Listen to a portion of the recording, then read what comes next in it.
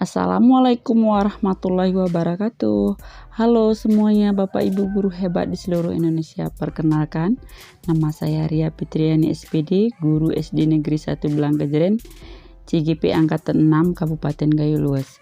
Izinkan saya untuk memaparkan aksi nyata saya modul 1.4 Budaya Positif. Perkenalkan, nama fasilitator saya yaitu Ibu Erni Depita MPD.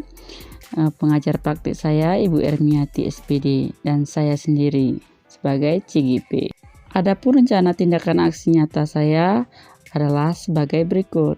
Latar belakang, budaya positif merupakan perwujudan dari nilai-nilai atau keyakinan universal yang diterapkan di sekolah. Budaya positif diawali dengan perubahan paradigma tentang teori kontrol. Peserta didik tidak suka dengan peraturan yang berlaku di kelas maupun di sekolah, karena selama ini jika melakukan pelanggaran maka akan mendapat hukuman yang cenderung berdampak negatif pada dirinya. Tujuan dari aksi nyata ini yaitu yang pertama, menumbuhkan budaya positif di sekolah dengan keyakinan universal. Yang kedua, menciptakan peserta didik merdeka dalam bertindak dan memiliki disiplin diri yang kuat. Yang ketiga, menciptakan murid yang mandiri, bertanggung jawab atas dirinya sendiri. Adapun tolak ukur dari aksi nyata saya yaitu yang pertama, terbentuknya keyakinan kelas melalui musyawarah dengan hasil kesepakatan bersama antara wali kelas dan peserta didik. Yang kedua, peserta didik mampu meyakini keyakinan kelas yang sudah disepakati secara bersama-sama. Yang ketiga, terbentuknya keyakinan sekolah melalui kesepakatan bersama antara kepala sekolah dengan seluruh warga sekolah. Lini masa tindakan dari aksi nyata ini yang pertama yaitu menemui kepala sekolah dengan tujuan menjelaskan pentingnya menerapkan budaya positif di lingkungan sekolah dan meminta izin untuk mendiseminasikan bersama semua rekan guru SD Negeri 1 Blangkejeren. Lini masa tindakan aksi nyata yang kedua yaitu mengumpulkan semua rekan guru SD Negeri 1 Blangkejeren untuk melakukan diseminasi pemahaman materi budaya positif.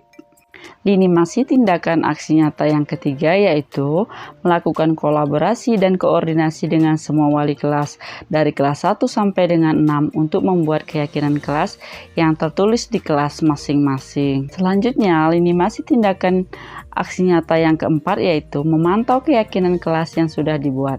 Bila memang diperlukan revisi, maka guru dan siswa akan merevisi hal ini perlu karena keyakinan kelas dibuat untuk kenyamanan dan ketertiban kelas yang bertujuan untuk menciptakan budaya positif yang berkarakter profil pelajar Pancasila di lingkungan sekolah. Berikut video berbagi pemahaman dan pengalaman tentang materi budaya positif dengan rekan guru saya di SD Negeri 1 Blangkejeren. Semoga bermanfaat. Assalamualaikum warahmatullahi wabarakatuh. Alhamdulillahirabbil wassalatu wassalamu ala alihi washabihi ajmain amma ba'du.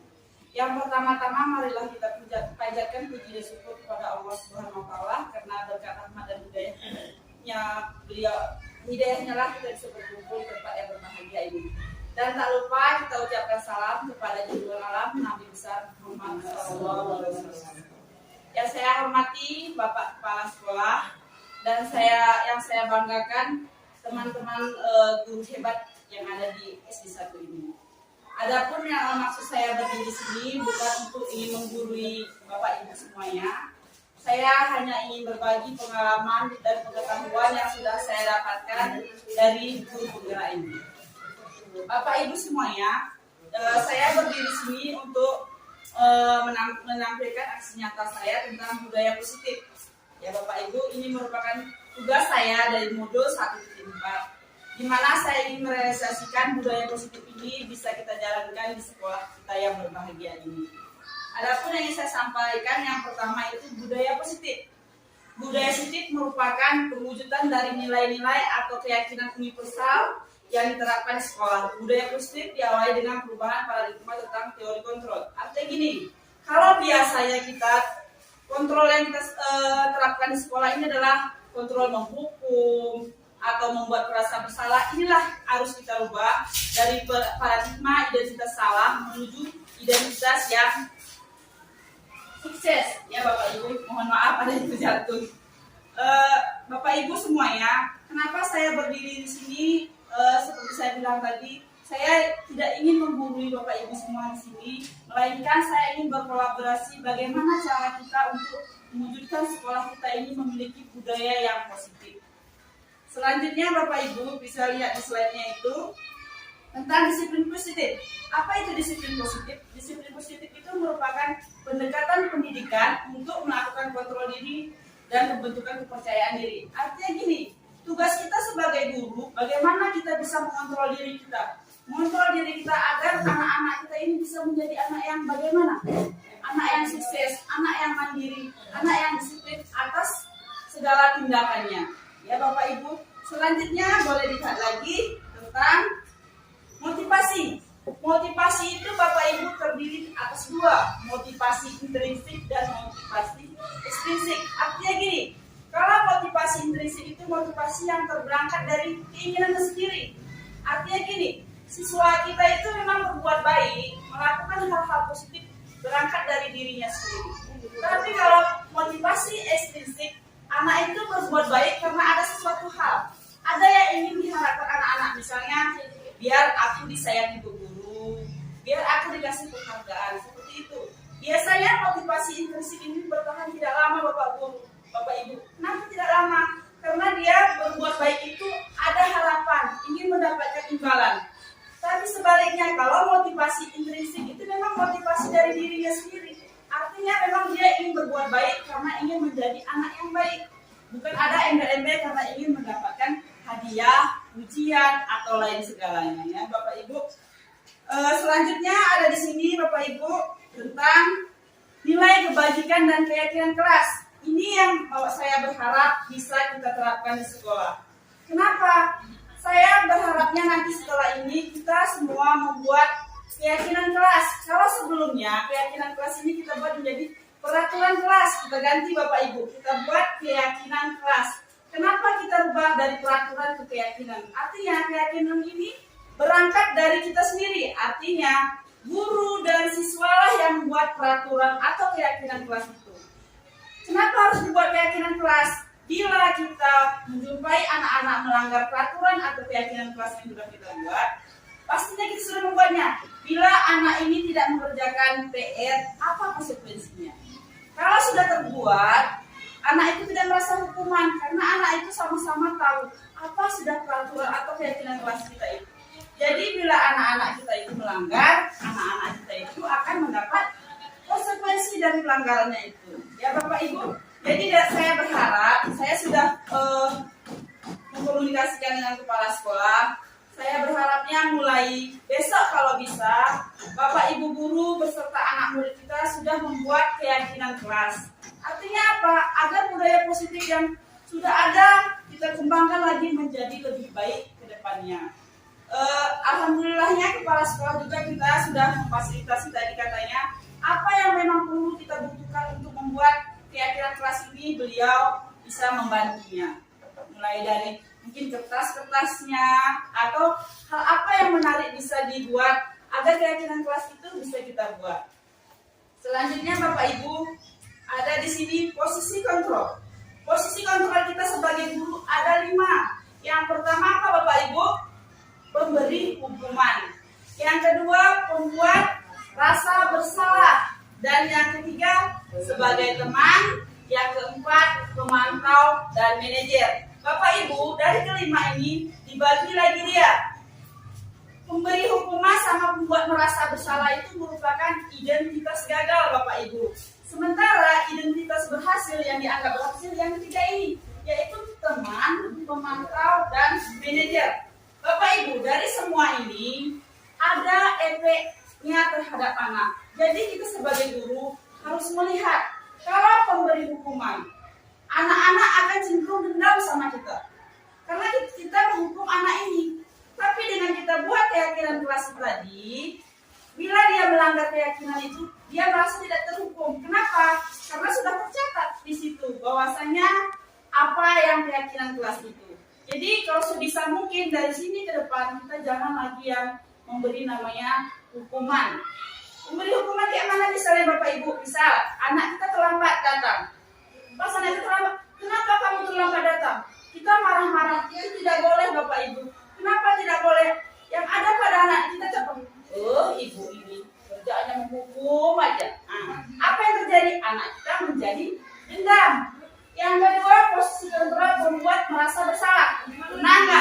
berbuat seperti ini.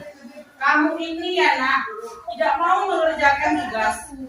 Padahal ibu kamu sudah capek mengasih uang jajan sama kamu.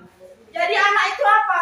Anak itu sudah merasa bersalah. Iya ya, mama aku capek nyari uang, aku kok main-main belajar. Jadi anak itu bukan merasa apa, jadi merasa bersalah cuman. Itu juga tidak baik. Itu merupakan yang dua ini merupakan identitas gagal. Artinya gagal kita menggunakan kontrol itu Bapak Ibu. Selanjutnya teman dan pemantau.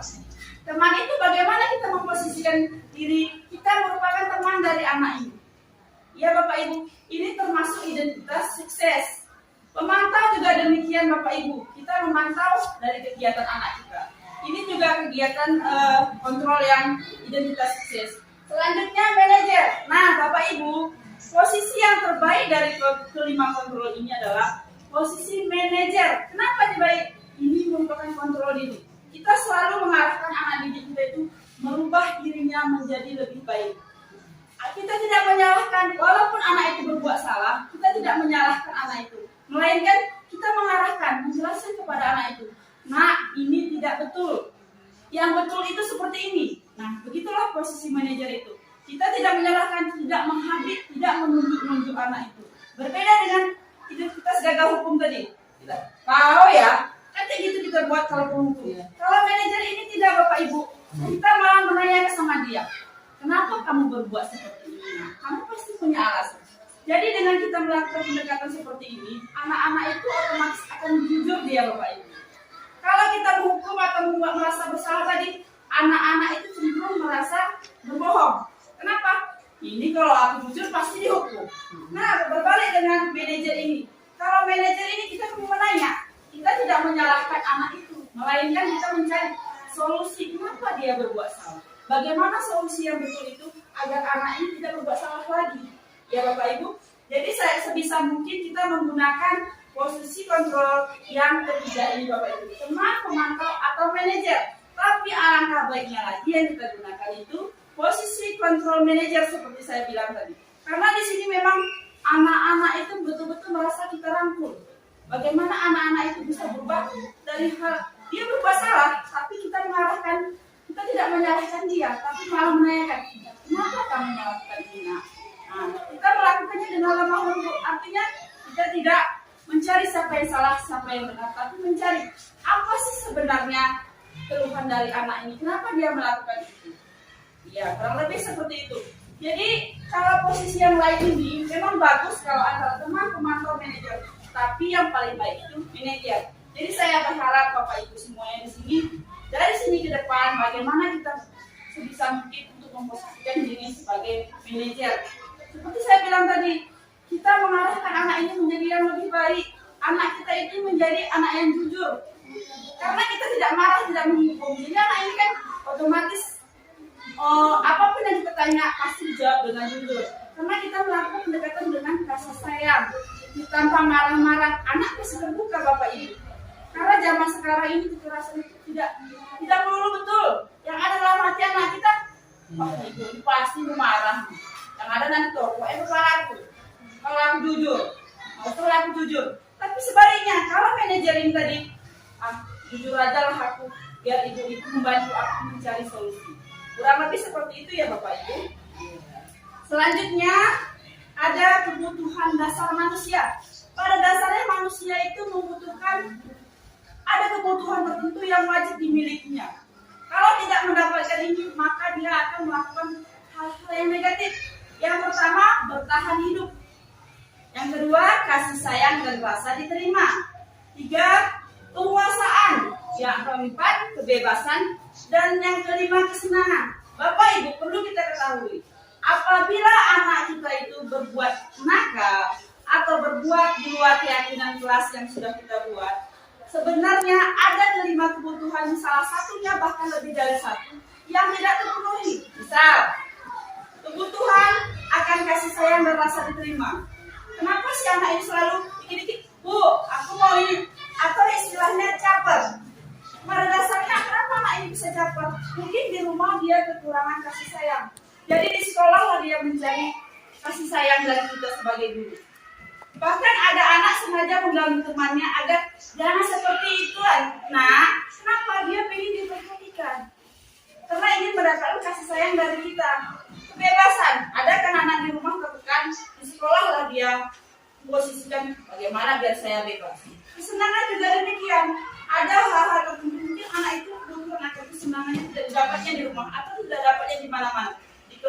dia membuat kesenangan. Misalnya dengan menggelitik temannya, dia sudah bahagia. Kenapa dia bahagia? Karena dia ini tadi, dia mencari kesenangan dari halal. Inilah kita menggunakan posisi kontrol tadi. Bagaimana kita menegur anak itu? Bahwasanya kita jelaskan sama dia bahwasanya itu tidak betul. Ya. Ini yang terpenting Bapak Ibu. Kembali lagi kepada diri kita. Memang Bapak Ibu kalau kita menerapkan dari posisi budaya positif ini, yang capek memang kita. Tapi awalnya saja capek Bapak Ibu. Kalau sudah memang budaya positif ini diterapkan di sekolah, sudah membudidaya, insya Allah kita tidak akan lagi capek. Kenapa? Karena anak itu berbuat baik itu dari hatinya, bukan atas iming-iming hadiah atau apresiasi yang lainnya. Selanjutnya Bapak Ibu, ada di sini segitiga restitusi. Yang pertama, menstabilkan identitas, validasi tindakan, dan menanyakan keyakinan. Coba lihat di sini Bapak Ibu, segitiga restitusi. Artinya di sini, misal seperti saya bilang tadi, kita memilih posisi control manager. Ya, kalau anak itu dapat masalah, misal ya Bapak Ibu, anak kita terlambat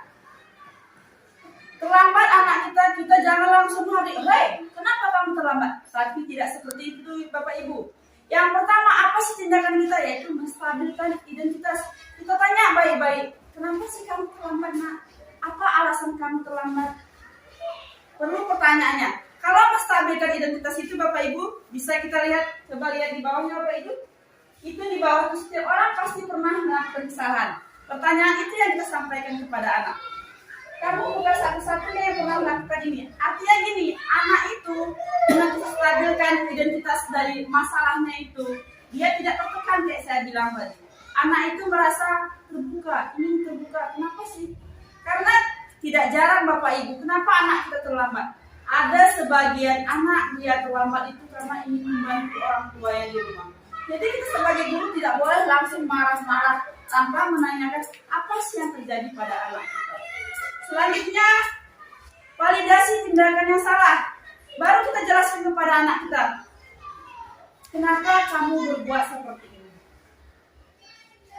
Validasi ini, tindakan yang salah ini, kita menjelaskan bahwa tindakannya itu nggak betul. Bagaimana yang betul? Disitulah kita tanyakan kepada anak itu sendiri. Coba Bapak Ibu lihat di samping itu, validasi tindakan yang salah. Kamu tentu punya alasan mengapa melakukan itu. Itu yang kita tanyakan kepada anak itu. Kenapa dia melakukan? Kenapa dia terlambat datang ke sekolah? Adakah cara yang lebih efektif untuk mendapatkan apa yang kamu butuhkan? Kurang lebih seperti itu Bapak Ibu.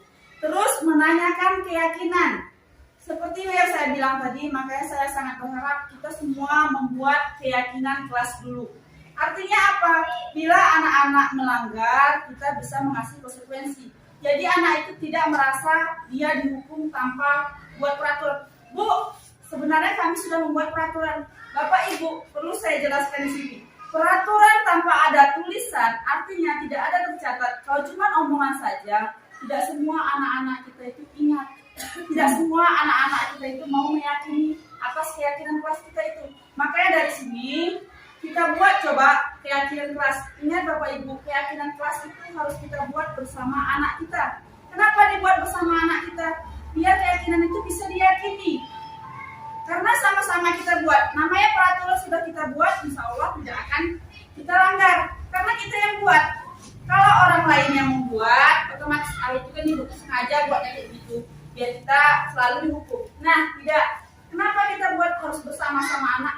Biar anak-anak itu juga merasa, oh ini kan peraturan aku juga yang buat. Seperti saya bilang tadi, motivasi anak itu bagaimana cara kita agar anak itu bisa termotivasi dari dirinya, bukan karena iming-iming hadiah atau apresiasi yang lainnya. Bapak Ibu, mungkin ada pertanyaan dari penjelasan saya, boleh ditanyakan. Apa itu? Ya Bu, apa itu? Saya ingin menanyakan masalah motivasi intrinsik dan ekstrinsik tadi kan. Bagaimana kita ketahui dari anak tersebut bahwa dia itu mempunyai motivasi intrinsik ataupun ekstrinsik tadi? Ya, ini seperti saya jelaskan tadi, motivasi intrinsik itu motivasi dari dirinya. Artinya gini, pasti anak-anak itu terlihat. Kalau motivasi dia itu berbuat baik bukan semua sama kita. Itu kenapa itu Bu? Kalau dia cuma berbuat baik hanya kepada kita, itu berarti dia berharap biar aku dipuji ibu wali kelasku. Tapi kalau saat dia berbuat baik kepada semua orang tanpa kita sebagai wali kelasnya melihat, namun dia tetap berbuat baik, itu artinya motivasi itu memang tertanam pada dirinya untuk dia berbuat baik. Kalau motivasi ekstrinsik itu motivasi dari luar, Bu. Artinya begini, misal si Andi ini selalu berbuat baik kepada ibu. Kenapa dia hanya berbuat baik kepada ibu? Karena hanya ibu yang mau misalnya memberi hadiah. Kepada guru yang lain, apakah dia berbuat baik? Tidak. Kenapa? Karena guru lain tidak memberikan hadiah. Artinya apa? Motivasi ekstrinsik ini motivasi yang terjadi karena ada harapan, karena ingin mendapat apresiasi. Artinya motivasi ekstrinsik ini motivasi yang ada harapan tertentu, ada keinginan tertentu, atau dengan kata lain motivasi yang tidak tulus dari hati. Kenapa tidak tulus dari hati? Dia berbuat baik itu karena mengharapkan hadiah, mengharapkan pujian dari guru. Sebaliknya kalau motivasi intrinsik, memang dia ingin berbuat baik.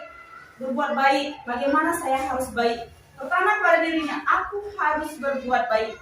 Mau dilihat ibu guru atau tidak dilihat bapak guru, aku akan tetap berbuat baik. Itulah perbedaan motivasi intrinsik. Kalau yang intrinsik ini memang sudah tertanam, artinya budaya positif itu sudah tertanam dari hatinya terdalam. Dia ingin berbuat baik, berbudi baik kepada semua orang. Kalau ekstrinsik tadi enggak, Bu. Karena ada iming-iming. Artinya gini, misalnya si Andi tadi berbuat baik hanya kepada orang-orang yang mau mengasih hadiah.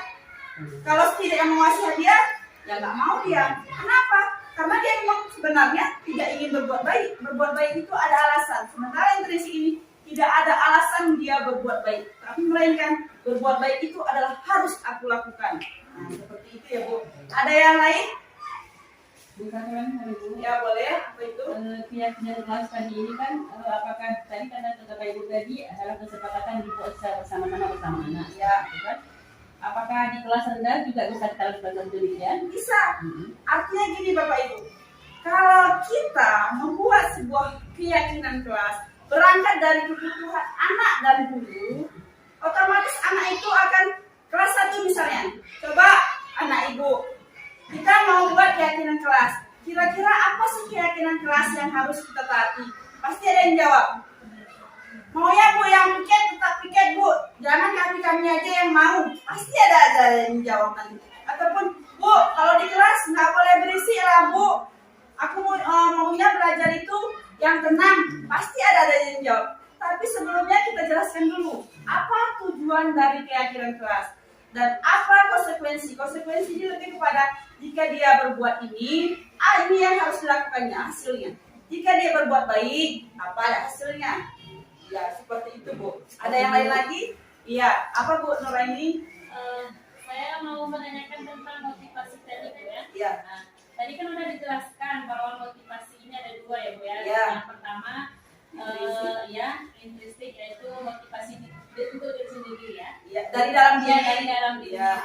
Yang kedua karena ada iming-iming ya. Ya, ekstrinsik dari luar. Nah, jadi kalau menurut saya lebih baik dia menerapkan motivasi, lebih baik kita menerapkan motivasi yang dari diri sendiri ya. Nah, terus itu bagaimana kira-kira cara kita memberikan nasihat ataupun cara kita mendidik anak tersebut supaya dia tidak berbuat baik karena ada sesuatu ya. Maksudnya seperti itu ya. Paham. Maksud Ibu ini bagaimana cara kita sebagai guru agar anak ini menggunakan motivasi intrinsik Ya. lebih seperti itu. Ya. Itulah kita sebagai guru Bu. Guru harus menjadi teladan. Bagaimana anak kita berbuat baik kalau kita tidak baik. Jadi bagaimana melalui kebiasaan. Kita sebagai guru misalnya kita buat keyakinan kelas. Di dalam kelas tidak boleh ribut. Datang kita nelpon. Tidak betul kan? Jadi yang betul itu bagaimana? Agar anak kita ini memiliki motivasi intrinsik, kita harus menjadi role model yang baik, contoh yang baik, teladan yang baik bagi anak kita. Bagaimana mungkin kita mengajarkan hal baik kepada anak kalau kita saja tidak baik? Jadi kalau untuk memotivasi agar anak itu memiliki motivasi intrinsik, lebih kepada kita memang seperti saya jelaskan sebelumnya. Sebenarnya ini kita memang harus bekerja keras karena sebelumnya kita terbiasa menggunakan kontrol yang hukum tadi. Tapi sekarang berubah paradigma. Kita harus menjadi guru yang bisa menjadikan anak kita itu terbuka, mandiri, bertanggung jawab. Dengan apa? Dengan menggunakan kontrol manager tadi. Di mana? Kayak saya jelaskan tadi. Motivasi intrinsik itu berangkat dari dalam hatinya. Bagaimana anak kita itu bisa memiliki motivasi intrinsik? Seperti saya jelaskan tadi, kita dulu harus menjelaskan, menunjukkan kepada anak kita itu bagaimana sih budaya positif. Bagaimana sih berhati ikhlas itu? Bapak Ibu, sebenarnya kalau saya pribadi, saya kalau lagi sholat, kalau ada anak saya yang nakal, pasti saya doakan. Artinya apa? Selain kita berusaha, kita juga harus melakukan berdoa pada Allah agar anak-anak kita ini yang terkadang jahatnya ataupun kita bilang nakalnya itu berlebih. Tapi kalau kita merangkul, saya sudah punya bukti. Ada nama anak saya, Dahlan, tidak mau nulis Bu, di kelas maunya main-main aja. Tapi saya dekati dengan kasih sayang. Saya rasa anak ini, setelah saya teliti, setelah saya pahami, saya lihat situasi anak ini. Ternyata kalau menurut saya anak ini kurang kasih sayang. Jadi kebutuhan dasar manusia ya, tingkat kasih sayang tadi nggak ada. Tapi setelah saya rangkul sekarang Bapak Ibu, saya melakukan pendekatan dengan kasih sayang ini. Alhamdulillah sekarang sudah mau nulis, ada tugas dikerjakannya. Artinya apa? Anak kita ini sebenarnya semua anak itu merupakan anak yang baik. Semua anak itu memiliki bakat minat yang ada pada. Mungkin sampai di sini saja pemaparan saya Bapak Ibu. Saya berharap apa yang saya sampaikan ini bisa kita laksanakan secara bersama-sama di kelas kita agar sekolah kita SD Negeri 1 Belangkaderen ini bisa bergerak menuju lebih baik lagi, terutama menanamkan budaya positif ini Bapak Ibu. Lebih dan kurang saya mohon maaf apabila ada salah kata dan perbuatan yang tidak menyenangkan. Saya akhiri. Assalamualaikum warahmatullahi wabarakatuh. Waalaikumsalam.